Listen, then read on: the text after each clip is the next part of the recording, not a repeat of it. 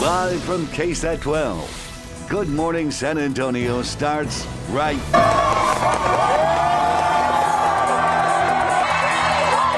What you see are people in the stands. You don't see Sarah Spivey fist pumping on the side. Clark fans, a lot to celebrate this morning. A full recap from the championship win, their first state title. Very exciting. 52 degrees at 6 o'clock this morning.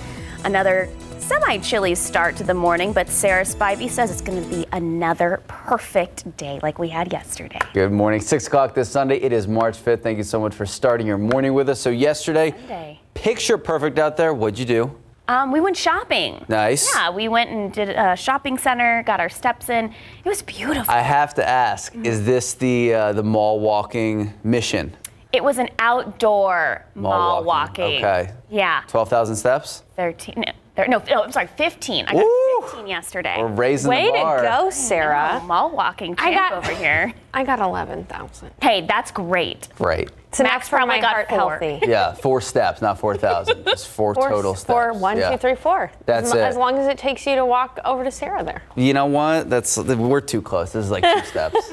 But guys, yes, it is going to be another beautiful Sunday for us. But I will say there are some areas of fog out there this morning. So a little bit of a difference from yesterday's forecast. If you have early morning plans, perhaps you're going to head to church early this morning or just run some early Sunday morning errands, you will run into some areas of fog. Here's a look outside in San Antonio. Visibility is just fine at the airport, a perfect 10 miles, but look toward New Braunfels. Visibility down to 6 miles. Visibility down to 5 miles in Pleasanton, down to half a mile in Seguin. And right now visibility is okay in Del Rio. But again, temperatures are on the cooler side. We're in the 50s, near 50 degrees. For areas east of San Antonio, that's where the fog is going to be worse. Visibility less than a quarter of a mile in these counties in gray here, which are under a dense fog advisory until 9 a.m. And it is around 9 a.m. when we do expect a lot of this fog to lift. Here's your KSAT 12-hour forecast. Patchy fog through about 9 o'clock. Temperatures will be getting into the 60s as early as 10 o'clock this morning. Then by noon, we'll be in the mid-70s and we'll have a sunny day. After that fog lifts, it's going to be sunny, beautiful, a little bit on the warm side, 82 for the high temperature, but a beautiful Sunday after this morning fog. Coming up, we've got a lot to talk about in the forecast, including the fact that it's going to be humid for most of the week. I'll have those details in a few minutes. Max and Sarah. Thank you, Sarah. New this morning, a driver is facing charges after an overnight crash. It happened a little before 3 on Loop 1604 near Bulverde Road. Police say a driver sideswiped another car and rolled over several times before landing on the frontage road. The driver is now in custody for suspicion of DWI. One person in the car that was hit was taken to the hospital. Other stories we're following this morning, working to learn the name of the man who was shot and killed during a shooting at an East Side motel. So the shooting happening yesterday afternoon. This is the Upland Inn Motel. It's on I-10 East near Houston Street. Police on the scene telling us there was a couple in the room when a man allegedly walked in uninvited. That man inside telling police he felt compelled to shoot, fired several rounds. The alleged intruder died at the scene. Right now, still unclear if the man who fired the shots will face any criminal charges. The warm weather is inspiring people to hit North St. Mary Street to enjoy some food and drinks. All right, a great sign for businesses there. However, they say not enough to combat those losses from that ongoing construction. Lee Wellman spoke to business owners who say they're hopeful a grant through the city will keep them afloat until construction is done. It really happened in November. They shut everything down right over here. Getting to Candlelight Poorhouse through the construction on North St. Mary Street is a test in patience. It's forced chef owner Tammy Russell to make some hard decisions. So I had to short it down to Friday, Saturday, and Sunday. And even then, I had to short it for just brunch. And I seriously, it's been a blessing and a miracle that I've been able to make it this far by being that smart. Across the street, Tycoon Flats co-owner Malcolm Hartman is facing the same problems. People have been resilient and they're trying to come, but it's hard because they don't know how to read all of the signs. Both Hartman and Russell applied for the City of San Antonio's COVID-19 Construction Recovery Grants program, which closed the end of February. The city will give away $3.74 million, the money coming from COVID relief funding. A business can get up to $35,000. I would be able to pay my employees. I'd be able to catch up on my bills. To qualify, businesses need to be within one of 15 construction areas. They need to have been established before January 1st, 2021, and show a $10,000 loss of revenue between 2021 and 2022. Some businesses don't qualify and have to recoup on their own. Those are federal monies that are tied to COVID grants, and because we were not open in 2020 or 2019, we don't qualify for that either.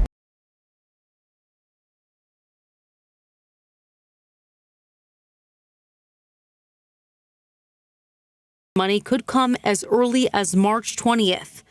Hartman and Russell are just hoping to keep their heads. And I'm hoping to still be here even after this is here, but hoping and praying. Lee Waldman, KSAT 12 News. We emailed a representative with the city asking how many businesses applied for this grant Friday, but we have not gotten a response back.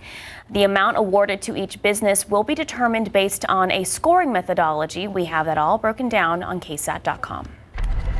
Now to the latest in politics, Texas Congressman Tony Gonzalez censured by the state's Republican Party for what they say is a lack of fidelity to the Republican Party's principles and priorities. So in a statement, the Republican Party is saying that it took issue with several votes cast by Gonzalez in Congress. That includes voting for the Respect for Marriage Act and opposing a Republican-led border control bill. Tony Gonzalez also voting in favor of a bill which imposed some gun control restrictions. That vote taking place just after that deadly shooting in Uvalde, which is part of Gonzalez's district. Well, at least 12 people are dead following a powerful storm system that swept from coast to coast. More than a foot of snow falling in parts of New England after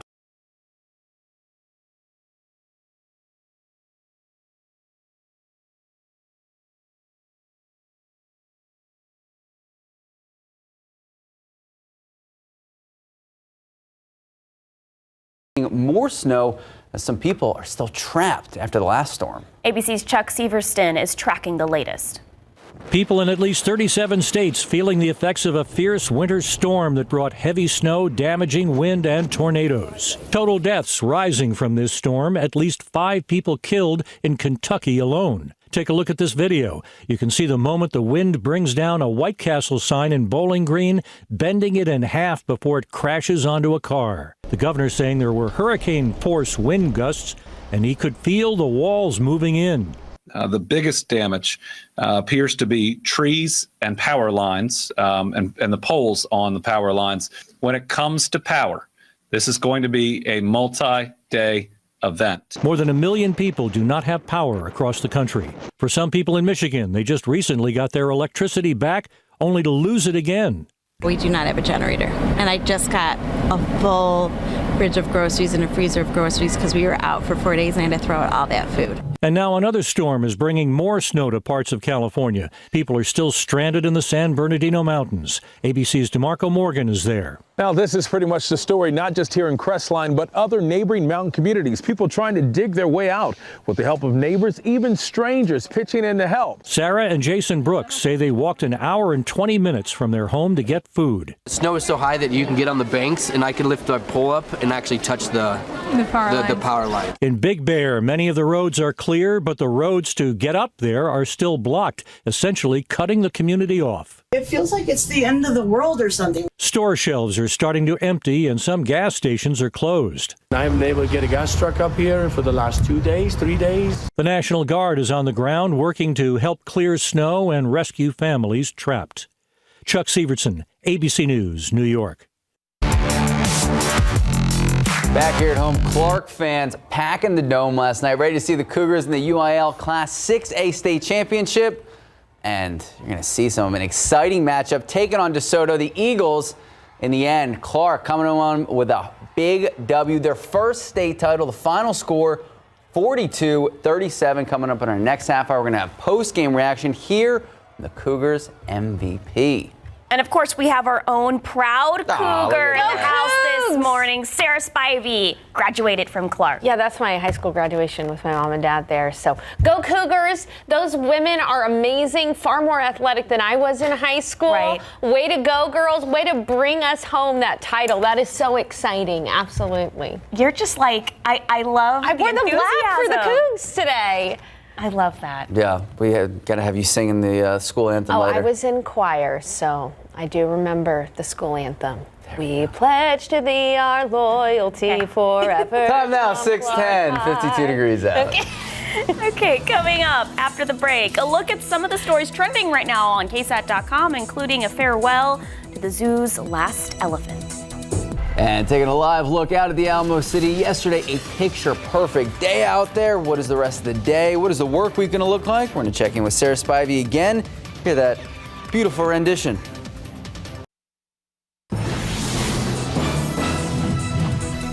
All right, so Nicole heading off on a new adventure, the last remaining Asian elephant at the San Antonio Zoo. She'll be moving out to live the rest of her life as an elephant at an elephant sanctuary in Tennessee. She's been here in San Antonio since 2016, along with 2 other elephants who have since passed away. Zoo says that elephants will return to the zoo after they finish their new expansion plans. The Iditarod, the world's most famous sled dog race, is underway. Things kicked off yesterday in Anchorage, Alaska, with the opening ceremonies. Thousands of people braved the freezing temperatures to kick off the festivities. There's only 33 mushers in this mushers. Thank you, Sarah Spivey. In this year's race, that's the smallest field ever to compete the race. Will continue for at least the next 10 days. It is an insane race. It's I really mean, just to go through the details. All right, check this out right now on KSAT.com. A Canadian woman and a pediatric cardiologist from Georgia winning the men's and women's contest, conch shell blowing contest. Look at that. We should have entered. So it happened yesterday in Key West. The winner for men, Brian Cardis from Georgia, playing a Jimmy Buffett song. Love that. They all say it takes a lot of skill and a lot of practice. Jonathan Cotto joining us live. So, Jonathan, nice check-in. Thank you. It's a good fit. 42 regular. We like to have fun here. We do like to have fun. So what's up? So doing things a little differently here. We were talking about the Iditarod, and it's musher, not musher.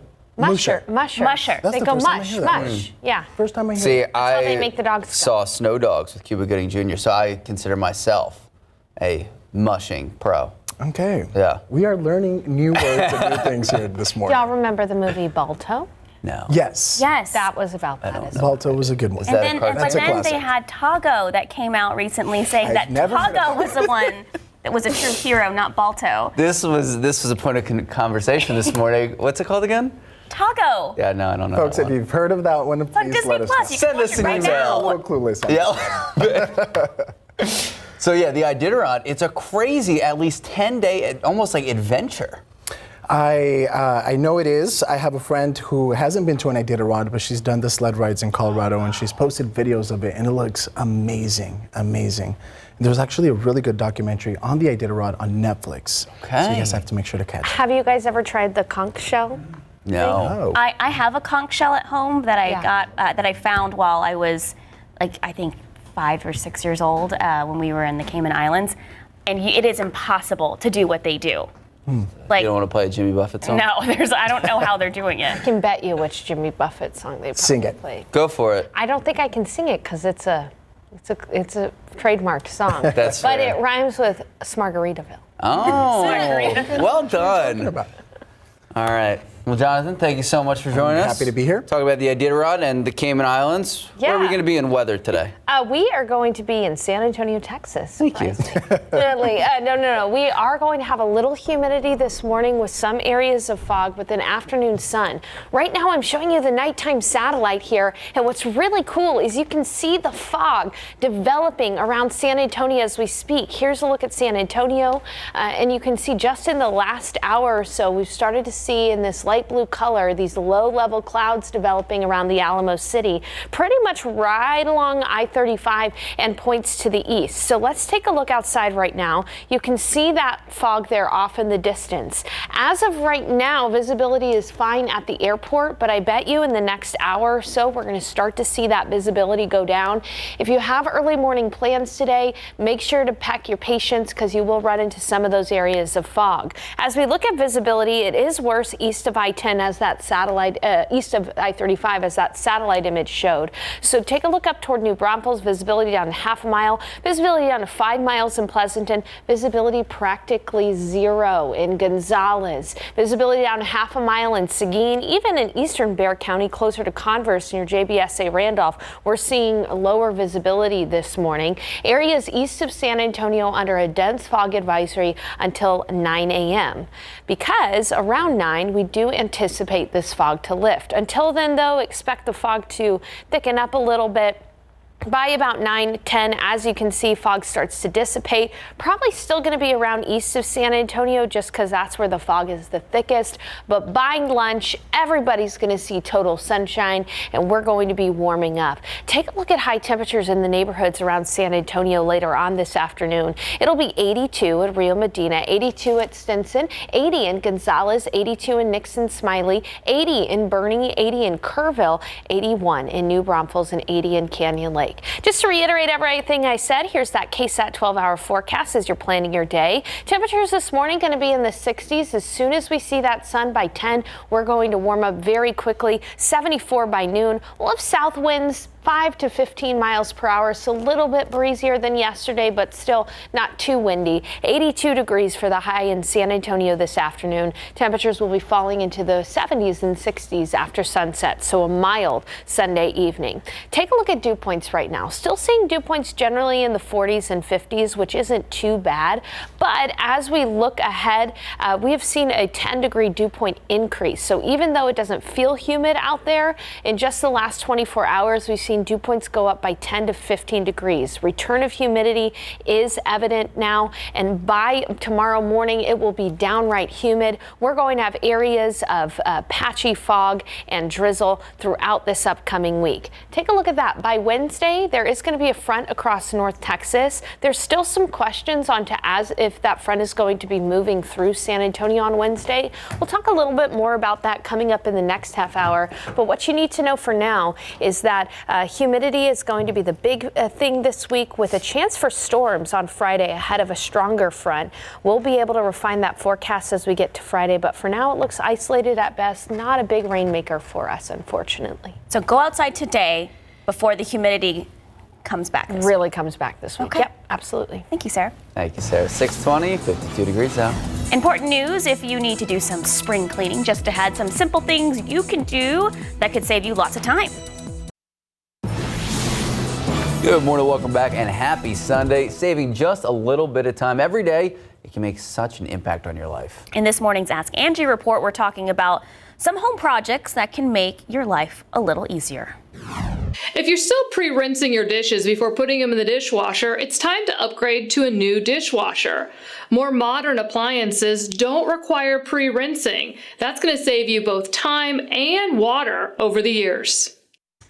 I have Max, comments on that. Yeah, he does. Okay, also on to lawn maintenance. Doesn't need to take up a lot of your time and could be a good eco-friendly move. Ditch the grass and choose low-maintenance lawn materials like gravel, large rocks, turf, or native plants. I just did this with your lawn? With mulch, yeah. Yeah, there you go. All right, installing smart features can also make your life a lot easier, considering setting up a voice command system, automating your light, installing a smart thermostat, automatically regulating your home's temperature. I want to go back.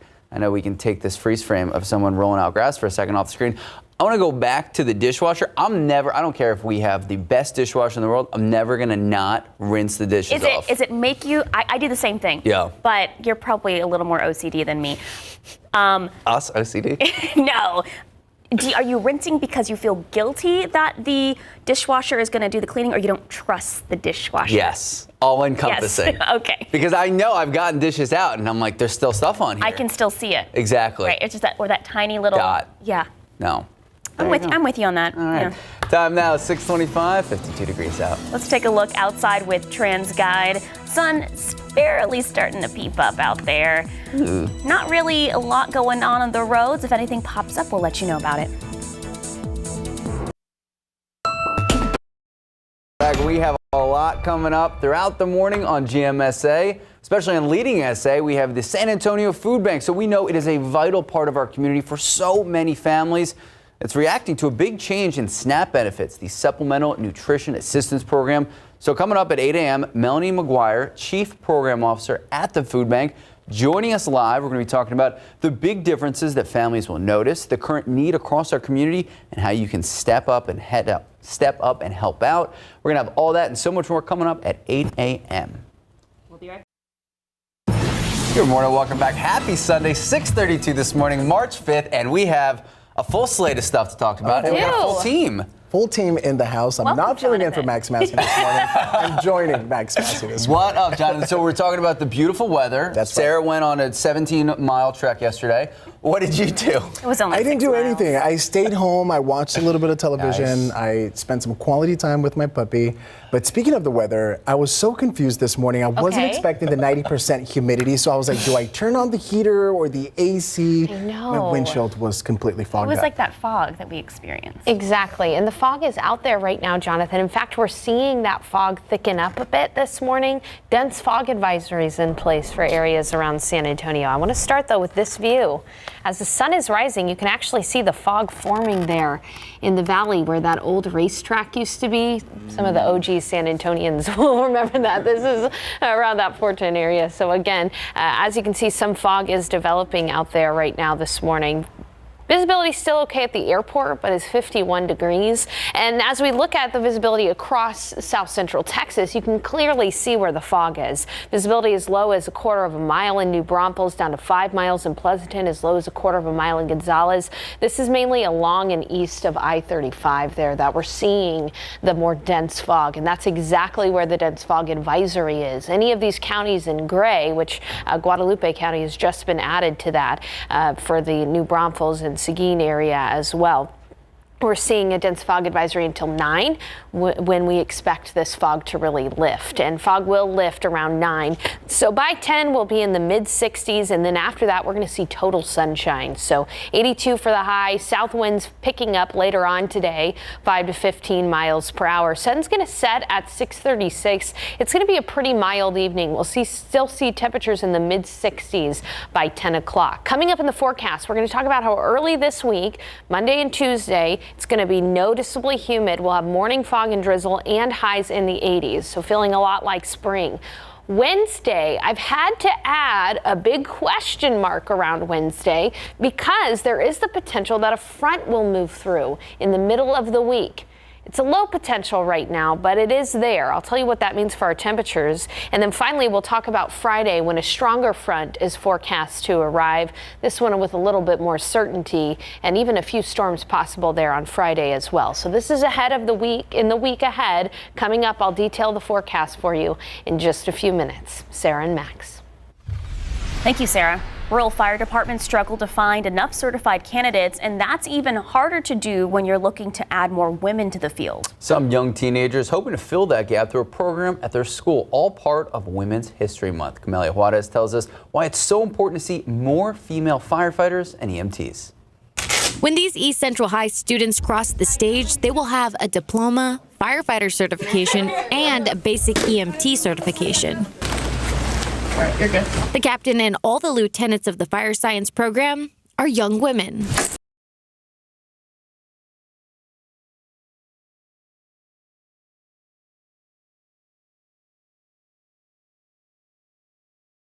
You can do anything you possibly put your mind to. It's all a mental game. Got 1 minute left. Let's go, y'all. These ladies are held to the same standards as their partners, performing the same tasks with the same heavy gear, but they find strength in each other.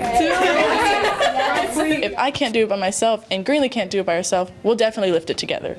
but we won't ask anybody else to lift it because we look at each other and we're like, we have to do that. Only 5% of the people working for the San Antonio Fire Department are women, but that's changing. A hands-on summer firefighter camp for girls called Hero Like Her is inspiring young girls to join. You know, it's a little confidence booster. Instructors for the fire science program say the class is a pipeline to staffing small fire departments. 2 students are on waiting lists to be hired upon graduation. But one thing brings both men and women on this career path. I just want to know that I can do something and make a difference in the world. You're good. Camalia Juarez, KSAT 12 News. All right, topping your morning headlines, another Norfolk Southern train derailment in Ohio, this time in Springfield. Authorities ordering people to stay in their homes just out of an abundance of caution. Luckily, no injuries reported. Again, this is the second train derailment in Ohio from the same company. This one, 20 cars of the 212 freight train jumping the tracks just yesterday. None of the cars carrying hazardous materials. A nice change from the last time. Investigators trying to figure out what exactly caused this situation. Representatives from Norfolk Southern, the Environmental Protection Agency, and Clark County, where it happened, their hazmat team, each independently examining this crash site. And former President Donald Trump says he will not drop out of the 2024 presidential race if he is indicted on any investigations. He made the comments yesterday during the Conservative Political Action Conference that happened in Maryland. Attendees named him for their favored presidential candidate shortly before he took the stage. Trump is facing a number of investigations. Well, back here at home, meeting the need they see. So that is the mission behind a local charitable group's efforts to prepare hygiene kits for all San Antonio police officers. Blue Cares is an organization that works with the San Antonio Police Officers Association and SAPD, putting together this assembly line of volunteers to make hygiene kits for men, women, and children. It's all part of the We Care Kits program that started last year. Officials with Blue Cares says the officers are on the front lines when most people are in desperate need. And that moment, it's an opportunity to make a big difference.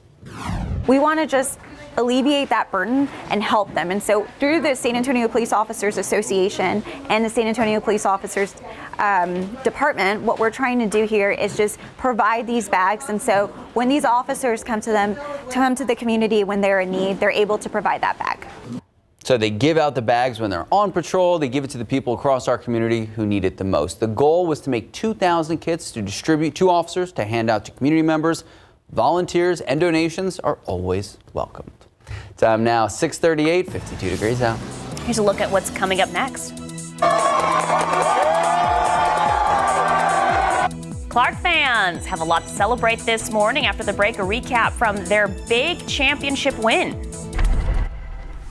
Now let's take a live look out at the Alamo City. Ugh. That's some fog out there. Not a great view from here. 52 to start the day. What does the rest of the weekend look like? We're going to check in with Sarah Spivey, Clark alum, in just a few moments.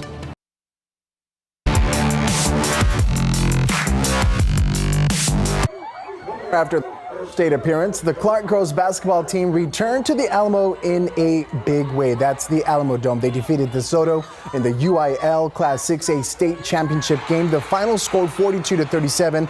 Ariana Robertson was unstoppable. She finished with a team-high 24 points and was named tournament MVP.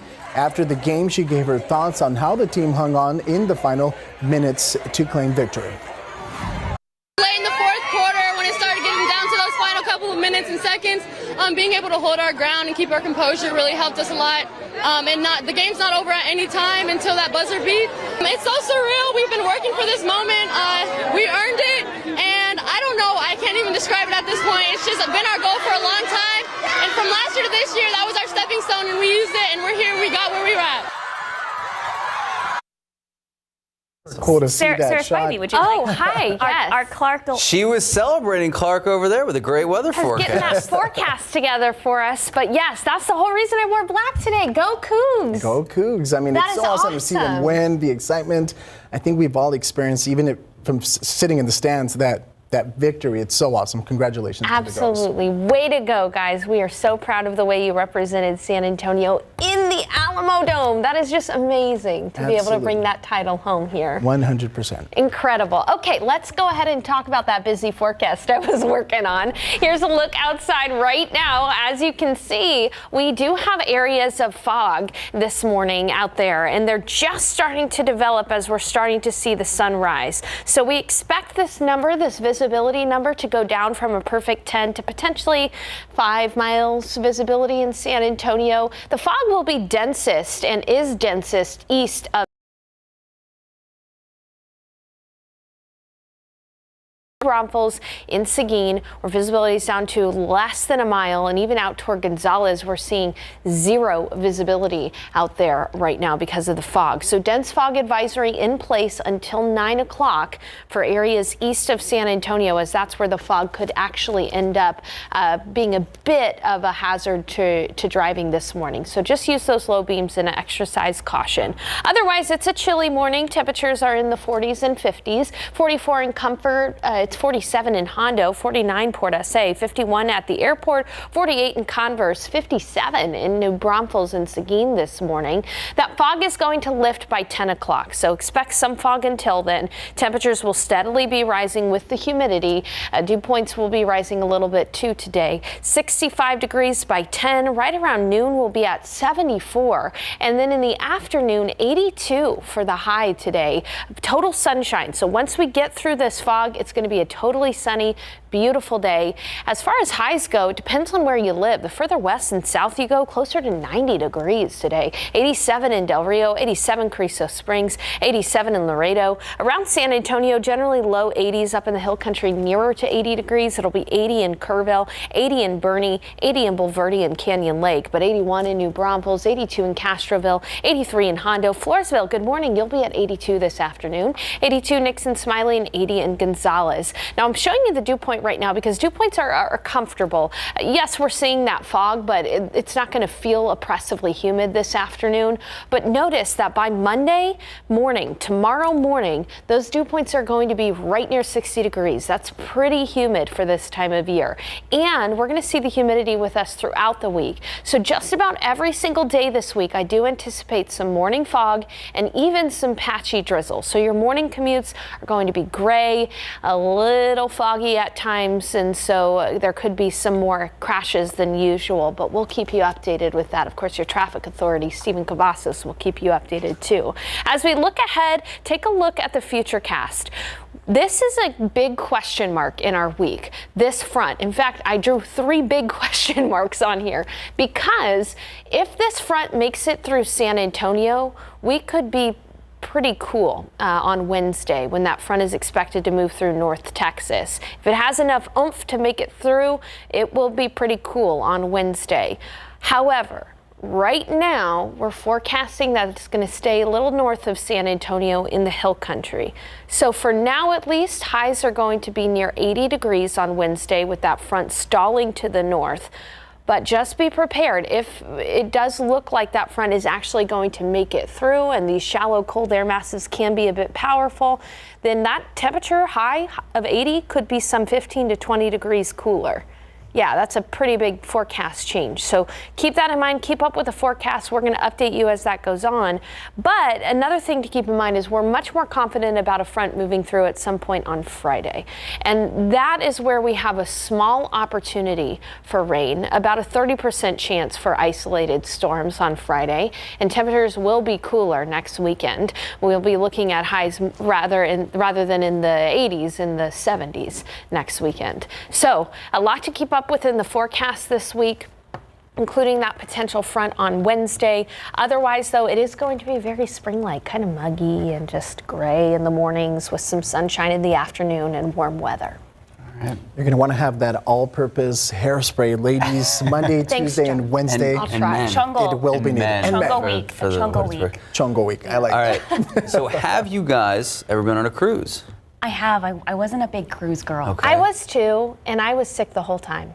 Well, I lived on a ship for 5 years. Thank you for your service, Jonathan. Wasn't a cruise, though. It wasn't exactly a cruise, but folks, a cruise company is launching a 3-year, 130,000-mile Escape Your Daily Life cruise for $30,000 per person per year. Life at Sea Cruises has opened bookings for its 3-year voyage, which sets sail from Istanbul on November 1st. It will visit 375 ports around the world, 135 countries, and all 7 continents. The ship will cover more than 130,000 miles over the 3 years, taking in many iconic sites. They promise a full-scale business center so you can work remotely. There will also be a round-the-clock hospital with free medical visits. There you have it. There's a lot to unfold here. A lot to unpack. I think $30,000 is actually pretty good. That's what we were talking about. For a living expense, plus, you can work as well. If you could work remotely, yes, right? Think about this. How much you pay for your mortgage or rent, groceries, electricity, gas. $30,000 is not that bad of a price. Food, travel, you get to go to all 7 continents. I don't know, KSAT. You have to be around a lot of people, though. No, you get your own room. Of course, but I'm saying you can't just... And you get to visit all those ports. And let me tell you, hitting a port is a fantastic experience. Also, like you said, Max, the next 3 years of your life are taken care of. 3 years. Okay, when you lived on a ship for 5 years, were you seasick at first? This is a little different, though. I understand. Well, I was on a aircraft carrier, but I didn't really get seasick because the ship is so big that you don't even feel it. You don't really even feel it. And when we would hit the Atlantic, and there was storms in the Atlantic, the ship would rock, but that would actually put me to sleep. It wasn't, I didn't really get sick. I got sleepy. Laugh in the face of danger. Right. And being out in the ocean is a beautiful thing, and I know a lot of people who love cruises really enjoy it, but I mean, 3 years. 3 years. It's a lot to ask, too. And then, are you separated from... There's a lot more questions we're going to have to ask. But for now, time is just about 6:51, 52 degrees out. All right, 1 in 4 Americans live with a disability, and for some, just getting dressed every day is a challenge. After the break, how a first-of-its-kind fashion show is putting accessible clothing center stage. Well, 10 million American adults have problems with mobility, and 3 million rely on a wheelchair full-time to get around. That's right. So for people with disabilities, it is a serious challenge finding clothes that look great, feel good to wear, and don't restrict their movements. Leslie Hudson introduces us to 2 women who are taking design for the differently abled to the runway. 38-year-old Tabby Haley has 2 careers. I am a software engineer at JP Morgan, and I am also a musician. With very limited use of her hands, Tabby writes original music using a mouse pad and computer software. But I'm not ready to follow every lead. Her lyrics come from the heart and a lifetime of living with a progressive form of muscular dystrophy called SMA. And another thing that's really important to me is to look like a rock star. I didn't think twice about what is not available to me.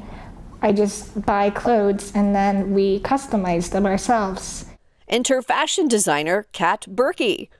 For years, Kat worked for major sportswear companies.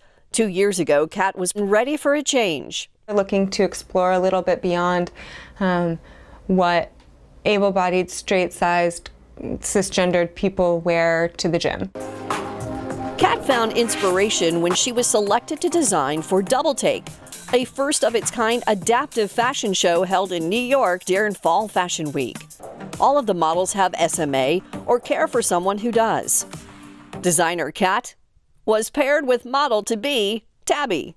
I want this dress more than anything to work for her. Kat designed an outfit with Tabby's body and wheelchair in mind. The best thing you can do is have clothing that the wearer doesn't think about. It was such an amazing experience. I'm Leslie Hudson reporting. Time now, 6:56, 52 degrees out. Let's take a look outside with the roads now that the sun is up. Looking like a beautiful day out there if you are heading out to church this Sunday or maybe getting some breakfast. If any incidents on the roads happen, we will let you know about them.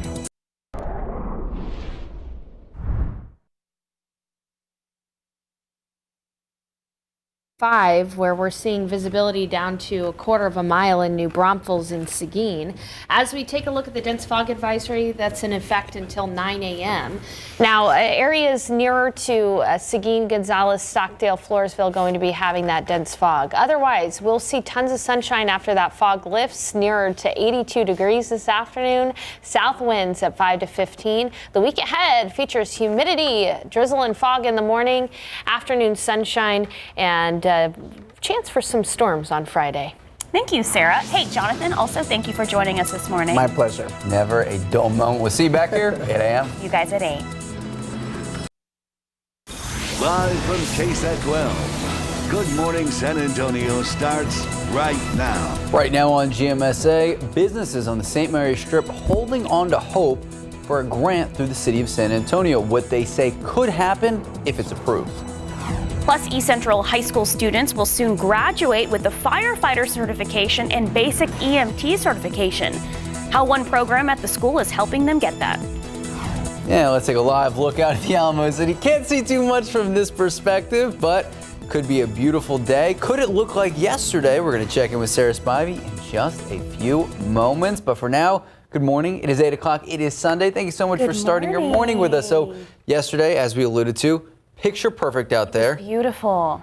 Soak in all the sun? Absolutely. Went to a shopping center and made my husband walk about half a mile to a store. He was like, why don't we drive? I said, no, we are walking because it was so beautiful. When, you know, once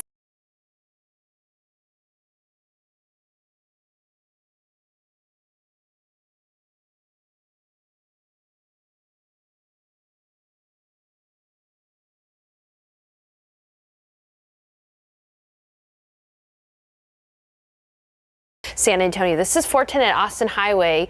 Low visibility there. Again, some of these cameras, but then look at that 281 at 1604, fine visibility. It just depends on where the cameras are and also how far up they are into the atmosphere. 281 at Grayson looking okay, but 37 at Cesar Chavez, you can see there's a little bit of fog there off in the distance as well. Yeah, some of these cameras are very difficult to see because of the fog. There we go, another one, 1604 at Pat Booker.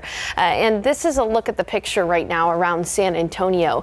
Areas where the fog is very dense include Hondo, where visibility is down to 0. Visibility down to 0 in New Braunfels. Even at JBSA Randolph near Converse, visibility less than a quarter of a mile. Visibility at a quarter of a mile at Stinson, and less than that down in Pleasanton, 3/4 of a mile in Bernie. And so we do have a dense fog advisory in place until 9 a.m. for all the counties you see here in gray. It has been extended to include areas along 35, including Bexar County, and even into Medina County. So again, this fog is expected to lift though, and that it's going to be a totally sunny day. This fog will lift by 10, and we'll be looking at mostly sunny skies by noon, 74, 82 degrees for the high temperature this afternoon. And then even tonight, it's going to be pretty mild with temperatures still in the 70s after sunset. Coming up in the forecast, we're going to talk about how humidity is going to be with us just about all week. And there is a question mark in the middle of the week regarding the front on Wednesday. Those details ahead in just a bit. Sarah and Max. Thank you, Sarah.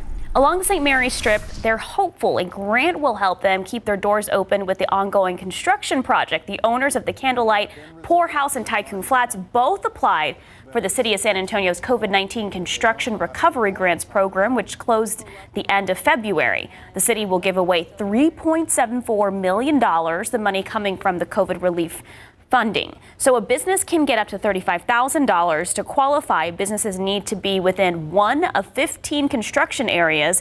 They need to have been established before January 1st of 2021 and show a $10,000 loss of revenue between 2021 and 2022. People have been resilient and they're trying to come, but it's hard because they don't know how to read all of the signs. People love Candlelight.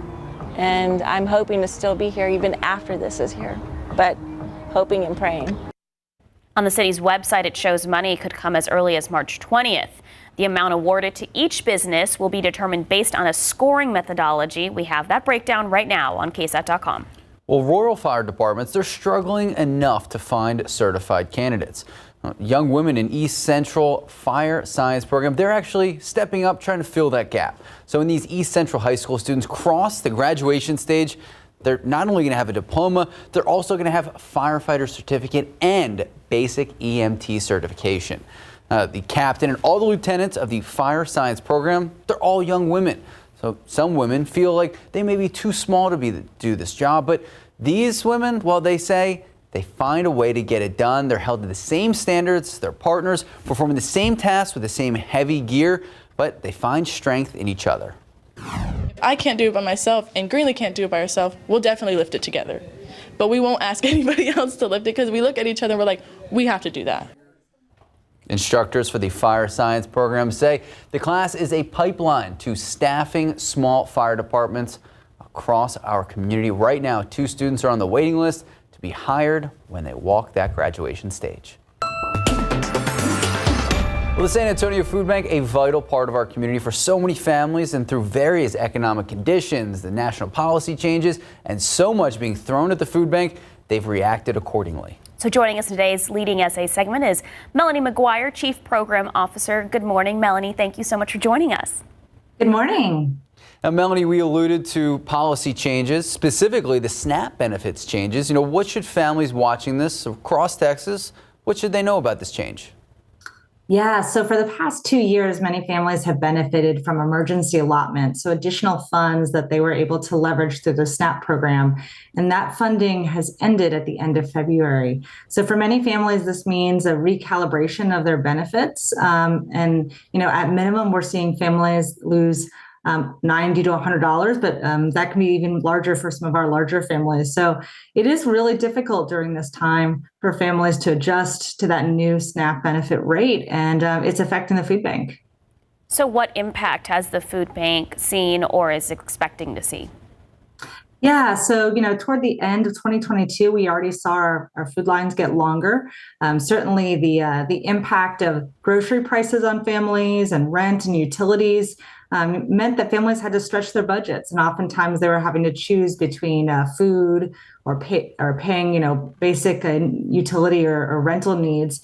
And so we anticipate that's going to continue here in the early parts of 2023 as families are now once again having to combat these very, very difficult decisions. Oh, Melanie, I recently got a letter from the food bank in the mail. It said urgent, and some of the stats on there were jarring. It said 105,000 people every week coming to the food bank. Now, what does the need still look like in and around our community? And have you seen those lines regress from that 105,000 person mark? Yeah, to put it in perspective, before the pandemic, the San Antonio Food Bank was serving about 60,000 families a week in our communities. And so, during the height of the pandemic, we saw a doubling effect.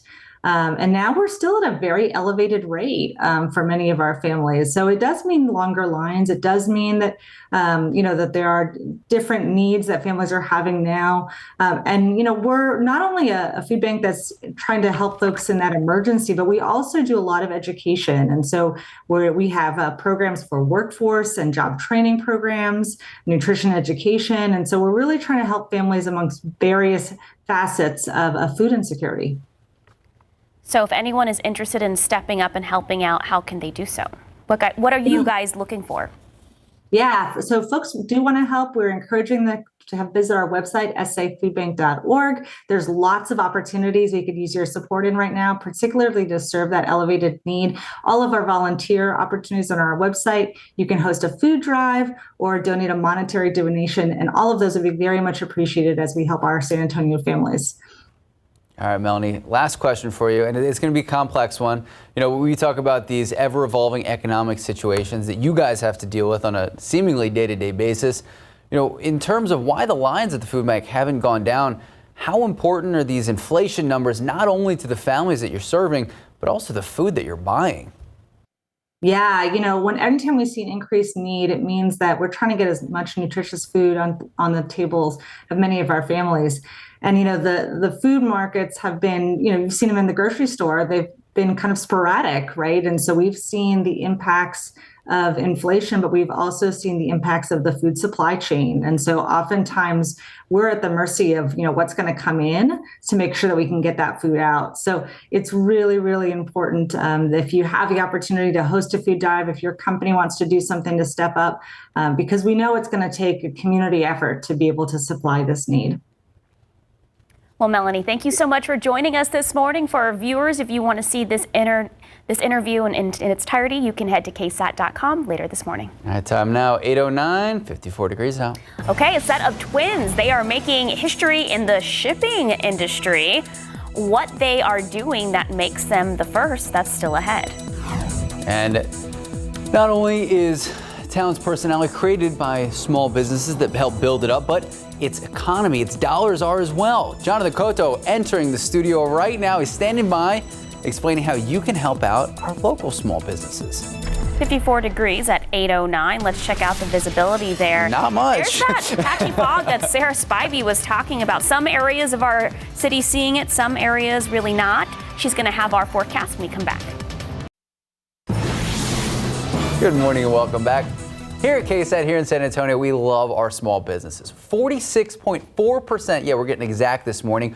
46.4% of all people are employed by small business owners. And in 2021, small businesses, they added almost 500,000 jobs to the U.S. economy. And it was reported that 48% of each purchase at local small businesses, they were recirculated back into our economy. Our Jonathan Gotha reports on the best ways to support these hidden gems that are the backbone to so many in our communities. Good morning, Jonathan. Good morning, Sarah. Good morning, Max. You're absolutely right. Those local businesses are gems, and they are the backbone to our community. From the finer things to the fun things and all the things in between, you can find everything at a locally run small town shops. Now, according to the Small Business Administration, small businesses accounted for 2/3 of jobs administered and 43% of the U.S. GDP. Experts say there are plenty of ways you can keep small businesses in your community growing.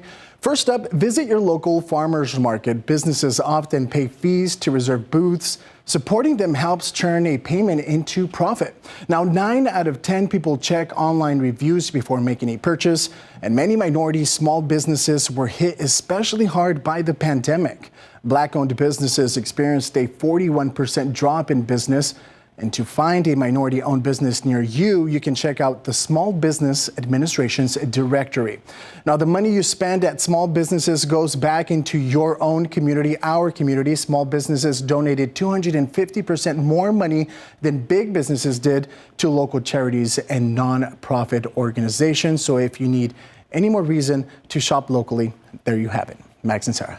All right. Thank you, Jonathan. Thank you so much. And speaking of small businesses, today could be a good day to walk around, enjoy some of our San Antonio small businesses? Absolutely. It's going to be a great day outside, in spite of the fact that it has started off pretty foggy for some areas out there. But this was to be expected. Some fog in the morning, but total sunshine this afternoon. I want to go ahead and take a look at the satellite imagery. You can actually see overnight the fog developing around San Antonio and spreading along that I-35 corridor. In fact, this satellite imagery is so powerful that you can actually see the nooks and crannies of the hill country there with the light of the day as that fog settles in, and across the river valleys in east central Texas, just north of Houston. So we do have some areas of fog out there right now. As we take a look outside with a live camera, this picture is actually doing just fine, but you can see that fog there off in the distance. At the airport, visibility is still a perfect 10.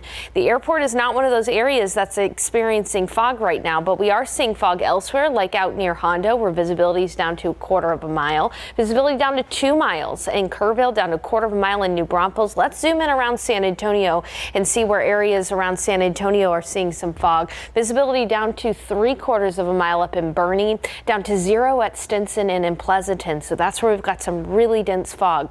Dense fog also out east toward JBSA Randolph. Near Seguin and New Braunfels, visibility down to 1/4 of a mile. Use those low beams until this fog dissipates, which we expect by about 10:30 around San Antonio. Most of that fog should dissipate. Now, east of San Antonio, it might be a little more stubborn for areas like Seguin, Nixon, Smiley, Gonzales, Floresville, but by noon, all of us are going to be seeing complete sunshine, and it is going to be a warm one for us. Take a look at these forecast highs. Our average high temperature this time of year is 71 rather. We're going to be some 10 degrees warmer than that today. 83 in Hondo, 82 in Castroville, 82 in Poteet, 81 in Seguin, 80 in Bulverde, 80 in Bernie, up in the hill country near Tuckerville, 80 degrees, 80 in Gonzales and Uvalde. You'll be warm at 85 today, closer to 90 the further west you go. As you look at your KSAT 12-hour forecast, again, some fog expected until about 10, 11, and then we'll see total sunshine. We'll be in the mid-70s by noon, and in the afternoon, low 80s for the high temperature, as I mentioned, 82. We're also going to notice those winds picking up a little bit later on today from the southeast at about 10 to 15 later on this afternoon, so not terribly breezy, but definitely noticeable. And if you have Sunday night plans, it's going to be pretty mild. Temperatures only falling into the 70s and 60s after sunset, so not necessarily a cool evening. Now, as we take a look at the dew points, the dew points have been steadily rising since yesterday. Right now, they're not too bad, near 50 degrees. Although we are seeing fog out there, it really doesn't become muggy until those dew points get into the 60s. But again, this has been a 10 to 15 to even 20 degree dew point change over the past 24 hours. We've been seeing that Gulf of Mexico moisture work its way back in, and that's going to be particularly noticeable during most of the beginning of this week. High pressure system off to our east, air moves clockwise around a high, so it's going to continue to bring in that very humid weather.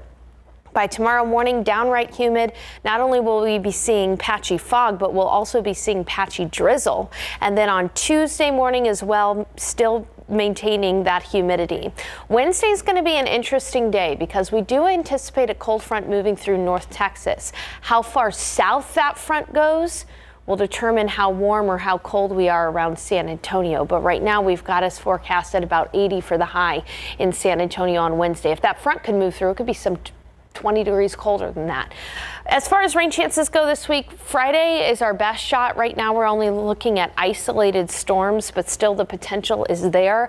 Coming up in the forecast, we're going to be talking about that iffy front on Wednesday, and we'll go into more detail about the potential storms on Friday as well. Thank you, Sarah. Thank you, Sarah. Just about 8:20. 56 degrees out. All right, popular brand of pop culture collectibles known as Funko Pops are going through some sale troubles. What the company plans on doing to help get them back on track. I have one on my desk. So do I. It's a Michael Jordan one. What's yours? It's a Scooby-Doo one. Shout out, AZM Burmee, our photographer, gifted those to us. There you go. Shout out to your dog Scooby, too. All right, let's take a look at those lotto numbers. Pick 3, 195, Fireball 2, Daily 4, 3342, Fireball 5. Cash 5, 8, 10, 13, 18, 21, Texas Lotto, 10, 17, 33, 34, 41, 49, and Powerball. Did you play? No, I need to because it was, I think, over 200 million.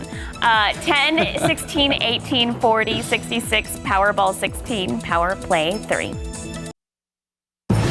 Good morning, welcome back. So it appears a popular brand of pop culture collectibles, they're struggling to sell a product surplus. So Funko, if you haven't seen these, they're very unique, they acknowledged the problem to investors this week. The manufacturer, known for its vinyl figurines and bobbleheads, say their inventory is up 48% to a year ago. Funko's warehouse shelves so full that the company admitted to renting storage containers to house the excess supply.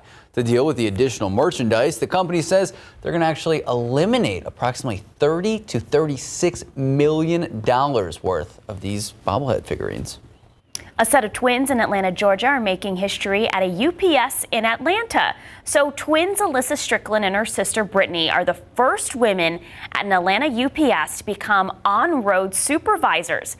They train the drivers of the big rigs. The twins said they love their roles as supervisors and they get to ride together to work and even train together. Their supervisor says this year marks 100 years of women in the ranks at UPS. You go, girls. All right, time now 8:25, 56 degrees out.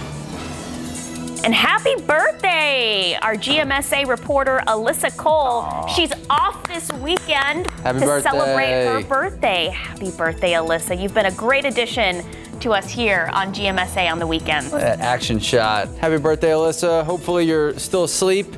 Although 8:25 is not too early. Yeah. Enjoy the weekend. Okay, still ahead, a victory from the Clark Cougars girls basketball team, and a recap of all of it. And a pair of parrots flying into a softball field in Florida with the owner is now saying about the birds and all the trouble they cause. Oh my goodness. They're pretty birds though. Beautiful. Good morning, happy Sunday, and thank you so much for starting your day with us. I'm Max Massey. I'm Sarah Costa. It's Sunday, March 5th. Nice, yep. Crushed it. So yesterday, gorgeous out there. This morning, I turned on social media. I see our own Stephanie Stern running a half marathon. Way to go. Just an easy Saturday morning for Steph. Sunday, yeah. It's ridiculous, though, Sarah. So if you are out there preparing to run or whatnot, Sarah Spivey, what's it going to look like? You may run into some fog. Ah, well done. Yeah, you know, there are patches of fog around San Antonio right now, and some of them are actually more dense than others. So I want to show you a look outside right now with live cam.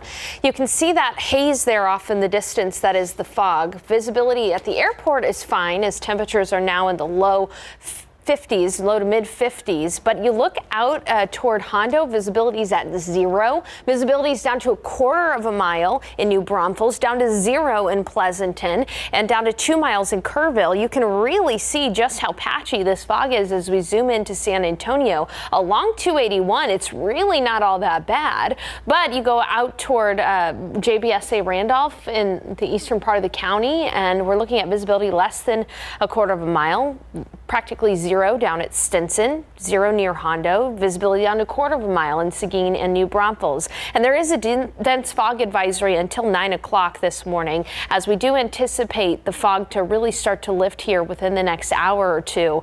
Other than that, it's going to be a beautiful sunny Sunday. We'll be looking at temperatures in the mid 70s around noon and 82 degrees for the high. South winds at 5 to 15 miles per hour. A lot to unpack in the week ahead. So early in the week, it's going to be humid. We're going to be dealing with morning fog and drizzle every single day with highs in the 80s. Wednesday, there's a question mark. I'm calling it Wacky Wednesday because the biggest question is, will a front actually move through San Antonio on Wednesday? That could result in a 20-degree temperature difference from what's forecast right now. So it's important for us to keep our eyes on Wednesday.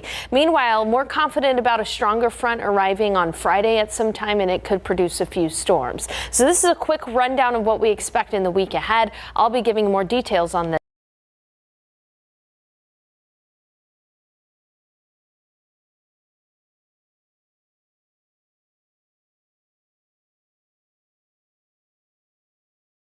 Driver sideswiped another car and rolled over several times before landing on the frontage road. The driver is now in custody of police for suspicion of driving under the influence. One person in the car that was hit was taken to the hospital. All right, none of the latest in the legislature, a Texas House property tax bill. It's calling for $17 billion in cuts and a stricter cap on school districts' taxes. So the Texas House Speaker, his main priority was the property tax. And that proposal was actually revealed this week under the proposal that the state would cut district property taxes by, get this, 28%. Now, there would also be a tighter cap on how much more school districts can tax property owners each and every year.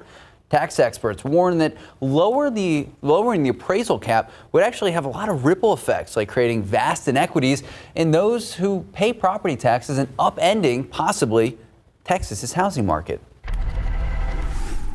All right, San Antonio police still working this morning, trying to get to the bottom of a shooting at a motel on the east side that ended with one man shot and killed. That shooting happened just before 4:30 yesterday at the Upland Inn Motel on I-10. That's near Houston Street. Police say a couple was in their room when the man allegedly walked in, and he was not invited. The man inside told police he felt compelled to shoot and fired several shots. All right, the alleged intruder later pronounced dead at the scene. As of now, still unclear if the man who fired the shots will face any criminal charges. Your morning headlines: another Norfolk Southern freight train derailing in Ohio, this time in Springfield. Authorities ordered residents there to stay in their homes just out of an abundance of caution. Again, this is the second train derailment, the same company, the second one. This one, 20 cars of a 212 freight train jumping the tracks just yesterday.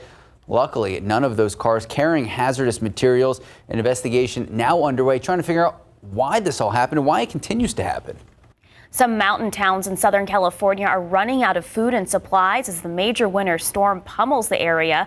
Residents have been snowed in for days, desperate for emergency government resources. The town's only grocery store, Goodwin and Sons, is gone after a roof collapsed on Wednesday morning. Thursday, its owners began giving away everything they had left to hungry residents. California residents desperate for help wrote a message in the snow right there to bring attention where food and supplies are dwindling. So you might remember her from the last election. The author, Marianne Williamson, formally announcing just yesterday that she is running on the Democratic ticket for president in 2024. So remember, this is her second bid for the White House following that unsuccessful campaign in 2020. Williamson says she is motivated to explore another run, in part by what she says is the influence of corporate money on the political system, leading to economic injustice for millions of Americans. The 70-year-old is an author who has never held political office.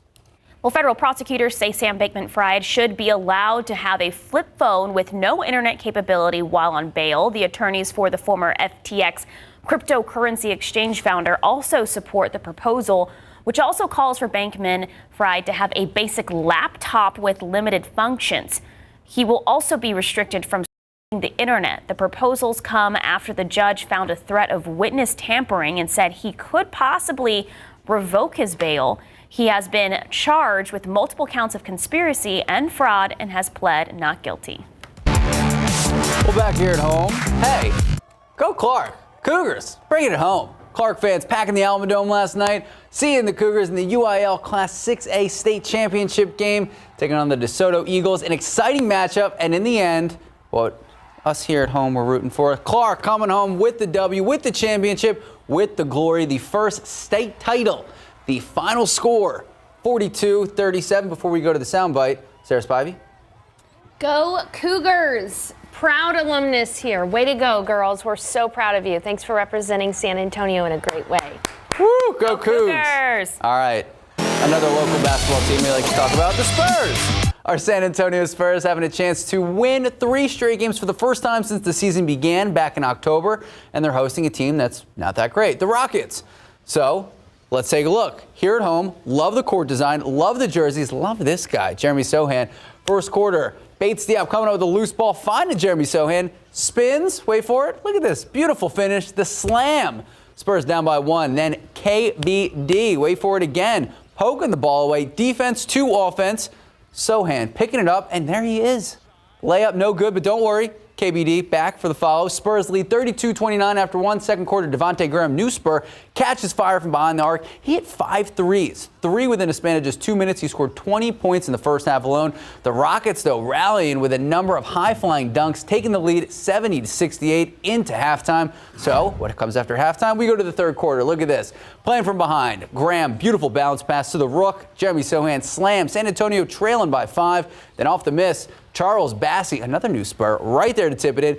Fiesta-themed Spurs, my favorite jersey, only down by 5 heading into the fourth. Bassey getting the Spurs' first points of the final frame. Beautiful floater. San Antonio had 14 off the bench, but the Rockets poured it on after that, outscoring San Antonio 27-20 in the fourth. The Spurs' winning streak, or what would have been a winning streak, now broken 122-110. We didn't shoot the ball in the second half very well, 33% overall and 25 from 3, so that's going to make the half tough. But we turned it over some more, gave up 10 more points on turnovers, 25 in all for the night.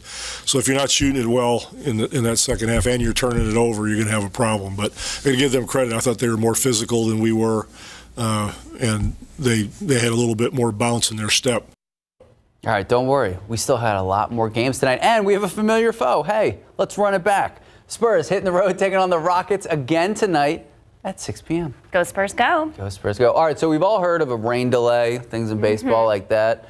What about a parrot delay? No, that is definitely a first. That's what happened when a pair of parrots invaded a college women's softball game in Central Florida. CNN's Jenny Mose has a story. They took the field, causing a flap. There are multiple parrots on the field. 2 to be exact, delighting. Just gorgeous birds. And freaking out the women's softball players at the University of Central Florida's field, causing an umpire to duck. Rain delay, yes, but parrot delay? That's absolutely a first. Chad Steers was the home plate umpire. Yeah, I'm not. Oh! When one of the parrots made a home on his shoulder. I felt the wind from the wings and a gasp from the crowd. Let's go to the replay. Oh! One just landed on the umpires. Chad was so unfazed, he pretended to put on his mask as if to resume the game with a parrot on him. When he tried to touch the bird, the parrot retreated to the other shoulder. Who are these mystery birds? Tiki's the one who eventually got tired and decided to land on the umpire. Megan Brown owns Tiki and Lilu. She was letting them fly free behind the stadium. They always come back. Hi, baby. During our interview, the parrots dislodged her glasses, attacked the lens and pecked it. Hi, Lilu. And perched on Megan's head. She says she's a little surprised Tiki didn't nip the umpire when he touched him at the feisty age of 8 months, but Chad loved Tiki. It was just a great moment. After about half a minute, one of the grounds crew lured the bird to him and escorted Tiki out. The umpire's co-workers teased him. Today, and this is sitting on my desk, you know. Who cares about calling balls and strikes when you're the target of a bird strike? Jeannie Mose, CNN, New York. There's a lot here. I love that they were escorted out. Yeah. Like the groundskeeper, so calm, cool, and collected. Just excuse me, sir. It's time to go. But yeah, I mean, great story. Love it. Everyone's so lighthearted about it. 8:41, 58 degrees out. Green juices have made their debut as a miracle juice by influencers and celebrities everywhere, but there could be danger lurking in those dark green delights. After the break, what you need to know to stay healthy and, more importantly, safe. All right, let's take a live look out at the Alamo City. 58 degrees now. You can't see too much from this camera angle. What does the rest of the day look like? We're going to check in with Sarah Spivey in just a few moments. Good morning, welcome back, and happy Sunday. Do you drink the green juices and whatnot? I did for a while. Okay. Yeah. Why'd you stop? Because it takes a long time to make. That's fair. All right, so green juices have taken the media by storm and Sarah Acosta. However, they contain a few chemicals that can actually cause kidney stones and inflammation in the gut. Not good. Store-bought juices such as Naked and Bolt House brands contain a whopping 33 grams of sugar and upwards to 270 calories. I feel like you drink them to avoid the calories and sugar. So Jonathan Cotto has the dangers to watch out for when you're thinking about drinking your greens. Good morning, Jonathan. Good morning, Sarah. Good morning, Max. And you know, we all love those green juices, but not many of them are packaged correctly. They're marketed to look healthy. What's fashionable isn't always scientific. Experts say that consuming green juices can also contain high levels of thallium, a toxic heavy metal. Many leafy greens like kale, spinach, and collards also contain high oxalate levels, which can cause inflammation when consumed in large amounts. Another thing to watch out for when buying green juices is packaging. Experts say ignore the claims front on the bottle and study the ingredients list on the back. Look for 100% juice and whole foods. Now, experts also recommend that if you're going to drink juice, stick to the recommended amount intake, which is no more than 8 ounces a day for adults and no more than 4 to 6 ounces for children. But if you're having any doubts, just make sure that the juice contains the vegetable that you want to drink. Max and Sarah. All right, Jonathan Cotto, thank you so much. Thank you, Jonathan. All right, so today could be lining up as one of the most beautiful days of the year. We saw, hi Sarah Spivey, welcome. We saw yesterday, picture perfect outside, 15,000 steps? Got 15,000 steps. Wow. What are you at right now? Hold on, let me check. We're gonna check. Hold on, I'm at 1 mile. Nice. That's good for you. Yeah.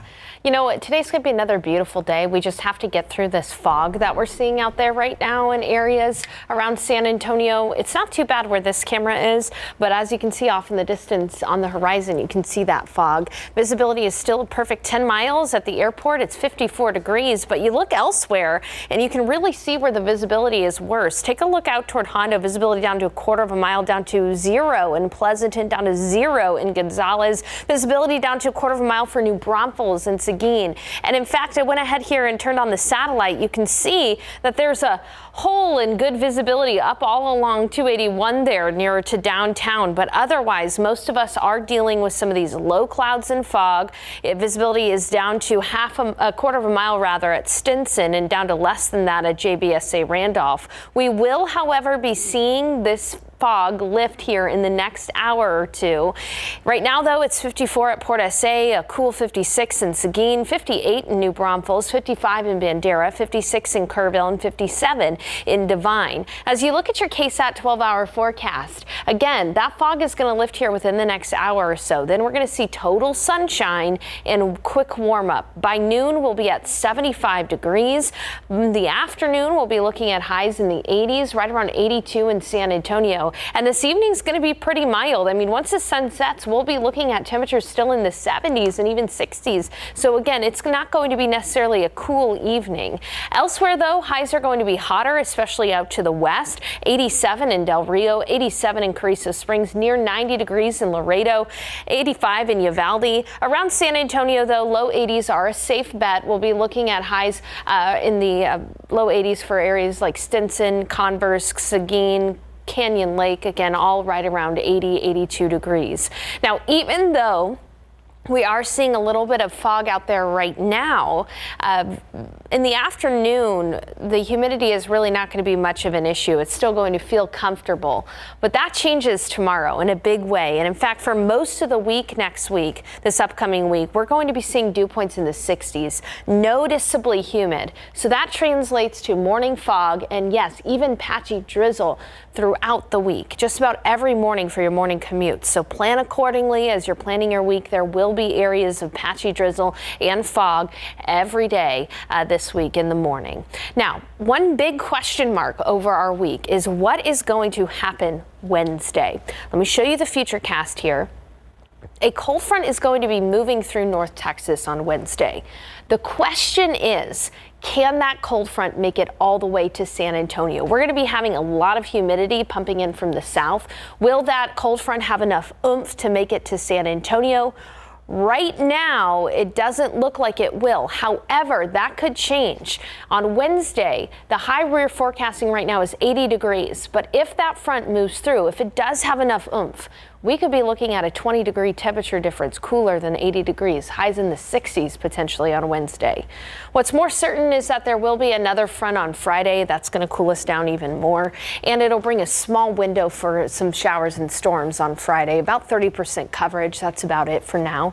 Again, it's not going to be a big rainmaker for us, but it's something to keep our eye on, especially because it's spring, and around the spring we do get those stronger storms. So we'll keep an eye on that forecast on Friday, but I'm really interested to see if that front can make it through on Wednesday. That would make a big difference to our forecast. Okay. Thank you, Sarah. Yeah. Thanks, Sarah. Just about 8:51, 58 degrees out. Well, during the spring season, you may find yourself tackling some spring cleaning.